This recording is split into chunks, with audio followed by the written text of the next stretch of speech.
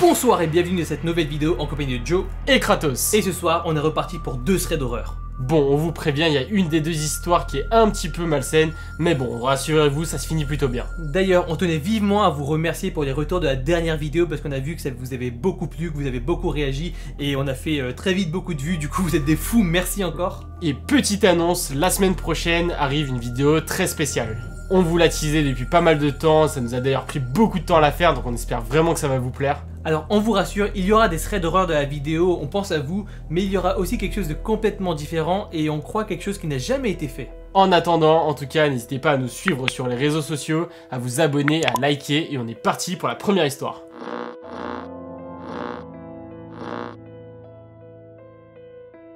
Pour cette première histoire, on va parler de Sonia, et c'est encore une fois une histoire qui s'est passée pendant le confinement. Donc voilà, encore une fois, c'est une histoire qui est arrivée très récemment. Pour commencer, Sonia, elle nous précise qu'elle est de nature très timide, et que bon, le confinement, ça n'a rien arrangé du tout. Et en plus, pour ne rien arranger, elle va nous dire que comme beaucoup d'étudiants, elle a emménagé dans une nouvelle ville pour ses études, et que du coup, elle ne connaissait personne. Sonia nous raconte qu'elle vit dans une résidence étudiante où il y a un digicode, il y a un gardien, il y a des caméras, bon c'est un endroit assez safe. Elle nous dit même qu'elle se sent super en sécurité parce que dans son ancien appartement il n'y avait pas du tout ça. Mais du coup pour ne pas perdre sa vie sociale, elle nous dit que quasiment tous les soirs ou alors un soir sur deux, elle se retrouvait avec ses amis de son ancienne ville sur Discord pour jouer à des jeux et pour discuter. D'ailleurs, il y a le lien en description de notre Discord si vous voulez nous parler en direct.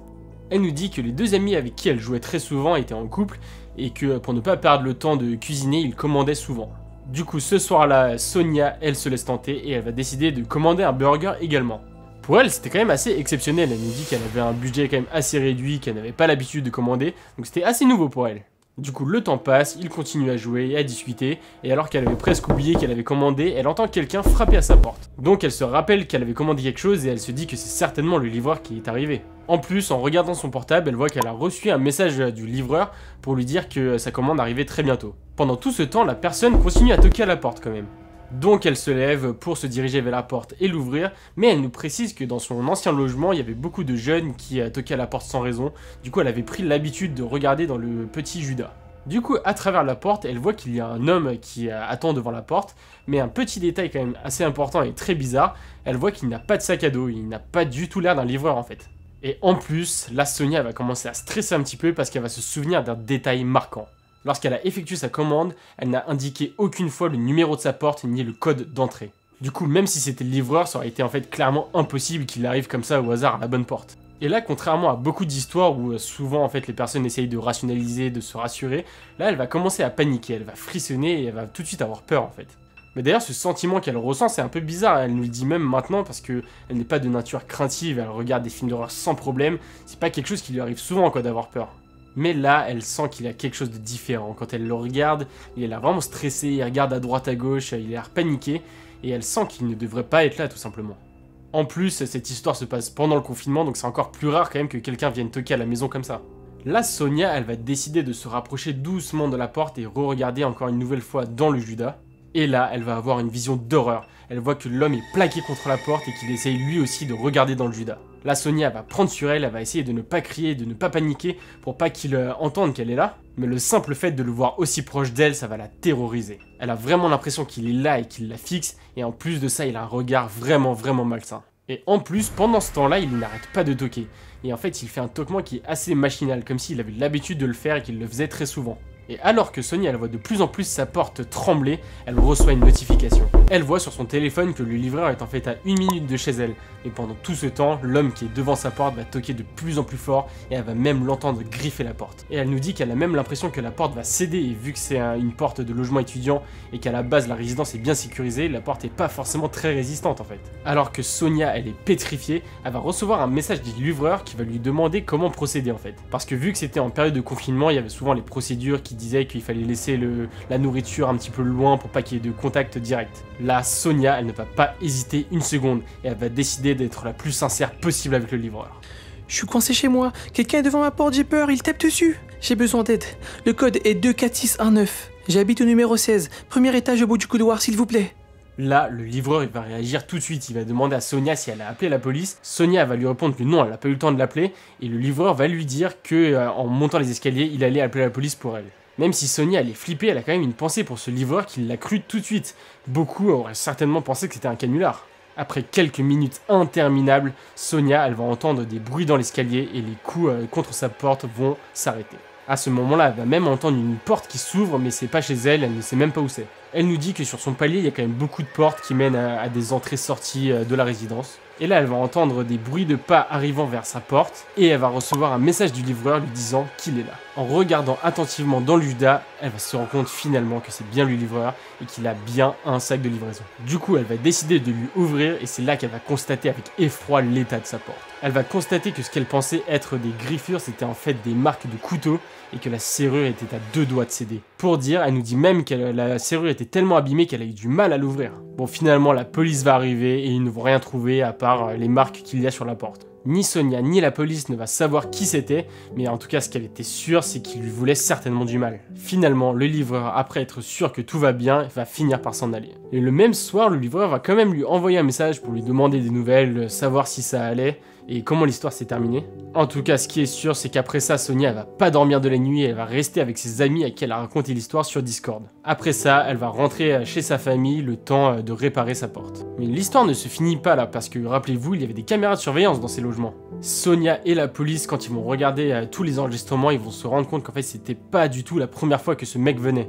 En fait, il était venu déjà plein de fois de manière régulière et il attendait que les personnes ouvrent la porte pour pouvoir rentrer. Et là, vous vous dites sûrement que c'était certainement un cambrioleur classique, mais non. En fait, elle va se rendre compte que ce soir-là, le mec était resté assis 15 minutes devant la porte de Sonia, ce qui fait qu'il avait très certainement entendu Sonia parler dans son appartement, et donc qu'il savait très bien que l'appartement n'était pas vide. Malheureusement, les vidéos ne sont pas assez claires, on ne va pas assez bien voir son visage pour le retrouver. En tout cas, Sonia, elle est sûre d'une chose, c'était que cette personne lui voulait certainement du mal. Petit détail sympa quand même, Sonia va rester en contact avec le livreur et finalement, ça va devenir un de ses meilleurs amis. Ils vont même se retrouver quelques fois pour cuisiner des burgers ensemble. En même temps, c'est vrai qu'il l'a cru directement, il n'a pas hésité une seconde avant de réagir, donc franchement, gros big up à ce livreur. Malgré tout ça, Sonia va quand même nous dire que ces quelques instants qu'elle a passé derrière la porte avec l'individu qui essayait de rentrer, ça l'a traumatisé. Et que si le livreur n'était pas là à ce moment-là, ça aurait vraiment pu mal finir. Et c'est pour ça que ce soir, Sonia nous livre son conseil le plus précieux. Regardez toujours à travers le Judas avant d'ouvrir votre porte à quelqu'un.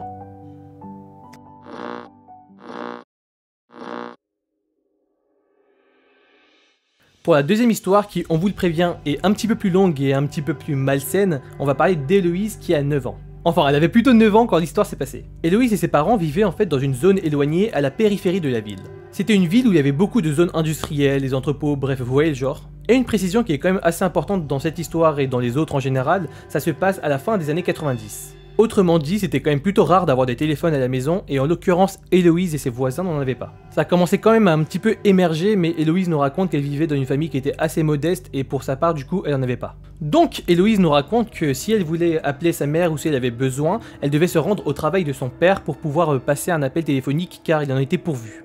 L'entreprise de son père était quand même assez proche relativement de la maison, c'est-à-dire qu'Héloïse mettait quand même 30 minutes à pied pour y aller. Son père travaillait en fait dans un quai de déchargement où il y avait plein de conteneurs, bref vous voyez le genre, où il y avait plein de produits qui étaient expédiés partout dans le monde. Pour se rendre à l'entreprise de son père, elle devait d'abord passer par l'entreprise voisine qui était juste avant sur un autre quai qu'elle va appeler le quai 2.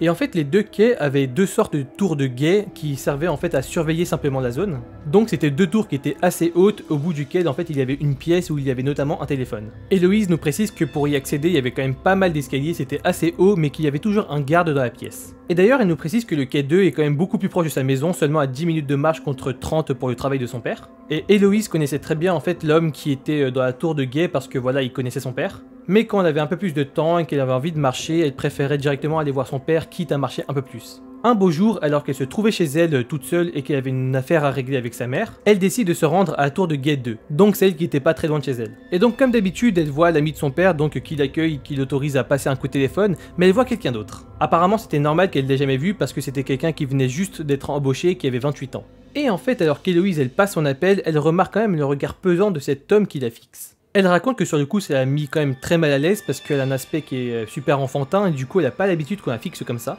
Et en plus, étant donné qu'il n'y a qu'une seule pièce de la tour de guet, l'homme et tous les autres hommes en fait pouvaient entendre toute la discussion. Lorsque Héloïse finit son appel, elle sort de la tour de guet pour rentrer chez elle et elle voit que le type de 28 ans qui la fixait était sorti fumer. Et directement, Héloïse, elle a un feeling étrange. L'homme, il la regarde, il sourit, il va commencer à lui poser des questions. Hé, comment tu t'appelles? Dis-moi, tu viens souvent téléphoner ici? Voilà, il lui posait ce genre de questions, et Héloïse, elle nous raconte que même à cet âge-là, elle sentait que c'était pas normal, qu'il y avait quelque chose d'étrange avec cet homme-là, et qu'il la rendait profondément mal à l'aise. D'ailleurs, elle va même décider de l'appeler le sale type. Un autre jour, alors que l'histoire devait se répéter et qu'elle devait encore appeler sa mère, elle se rend au quai 2 et encore tombe sur cet individu.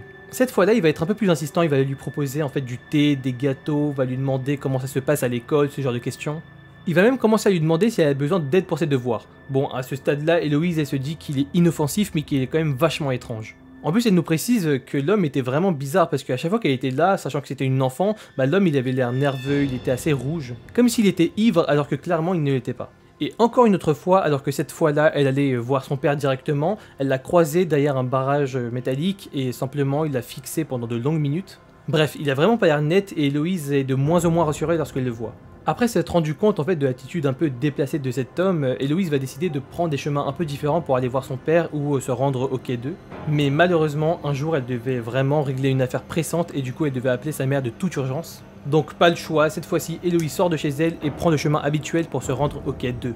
Et elle aurait vraiment espéré ne pas tomber sur ce type, mais malheureusement, comme vous y attendez tous, il était là. Mais cette fois-là, il va avoir une attitude un peu plus étrange et un peu plus malsaine.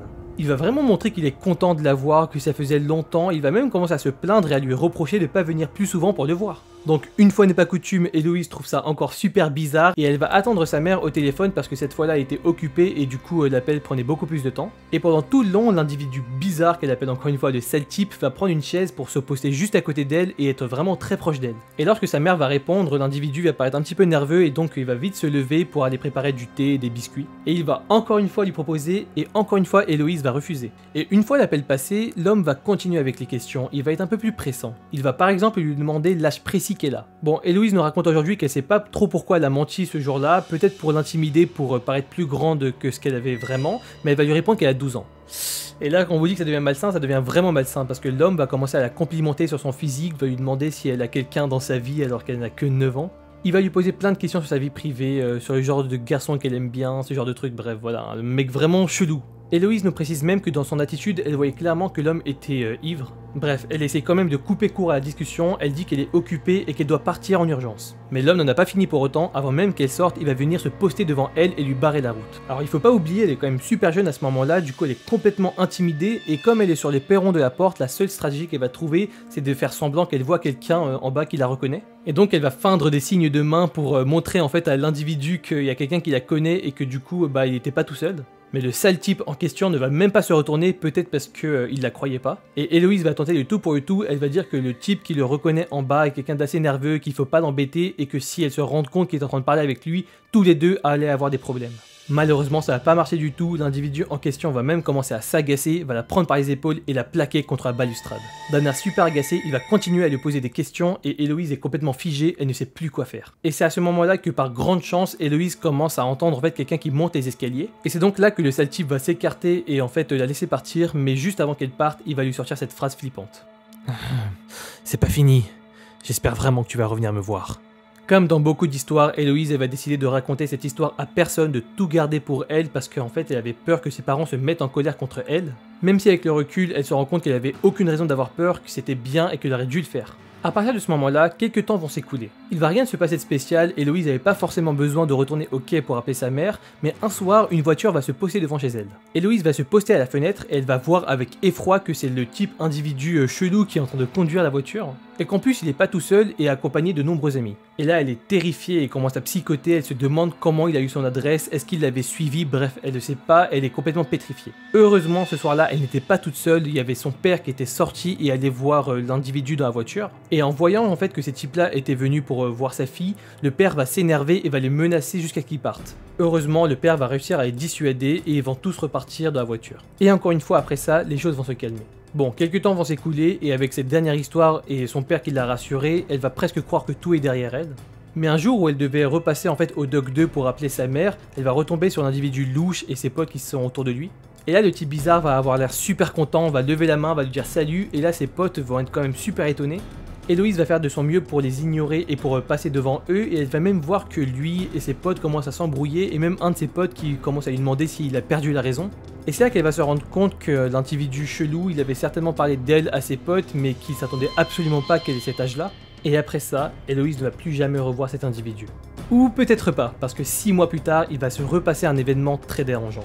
À ce stade, Héloïse nous dit et nous rappelle qu'elle vit dans un quartier qui est quand même assez sûr et que donc c'était assez commun que ses parents la laissent toute seule.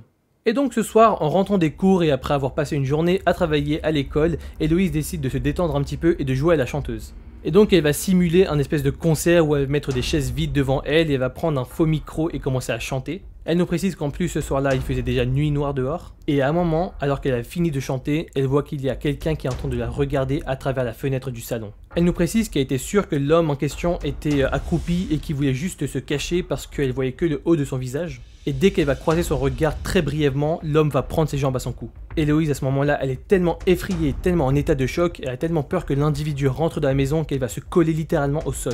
Après avoir attendu quelques instants et être sûre qu'il n'y avait plus personne autour de la maison, Héloïse va quand même décider de rester à l'intérieur parce qu'elle avait trop peur pour sortir vérifier dehors s'il y avait encore quelqu'un. Mais en regardant par toutes les fenêtres et après s'être rassurée en fait que tout était fermé, elle va se rendre compte qu'il y a bel et bien plus personne. Et donc là, c'en est trop. Lorsque ses parents vont rentrer, Héloïse va faire la bonne initiative en fait d'en parler à ses parents. Et il va en déduire que la personne qui s'était infiltrée dans leur maison et dans leur jardin avait forcément traversé la clôture en bois, il avait forcément escaladé. Héloïse a tellement peur et a tellement envie de se rassurer qu'elle ira jusqu'à demander à tous ses amis si quelqu'un était venu à la fenêtre de son salon ce soir-là. Mais malheureusement, et comme vous pouvez vous y attendre, ce n'était pas eux. Quelques temps après, où Héloïse était encore en état de choc, son père avait décidé cette fois-là d'aller au Doc 2 avec elle. Et son père, qui est résolu, va enfin aller parler au garde de l'entrepôt. Et c'est là que le garde en question va leur préciser que l'homme ne travaille plus ici.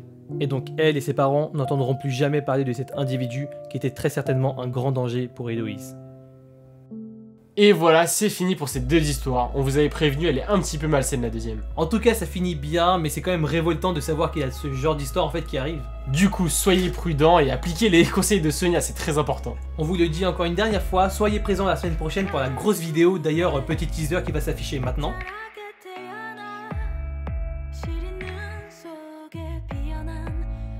Ah, pas plus, le reste la semaine prochaine. Bref, nous en tout cas, on vous dit un grand merci pour vos retours, vous êtes vraiment géniaux. Et on se dit à la semaine prochaine pour la vidéo spéciale. Ciao. Ciao. C'est une fin de tournage. End of tournage. Alright, do you hear me well? Ah, je t'entends très bien. Do you want to do the video in English? En allemand. Yeah. Enfin, qui avait 9 ans à l'époque où elle racontait cette histoire. Non, pas à l'époque où elle racontait cette histoire.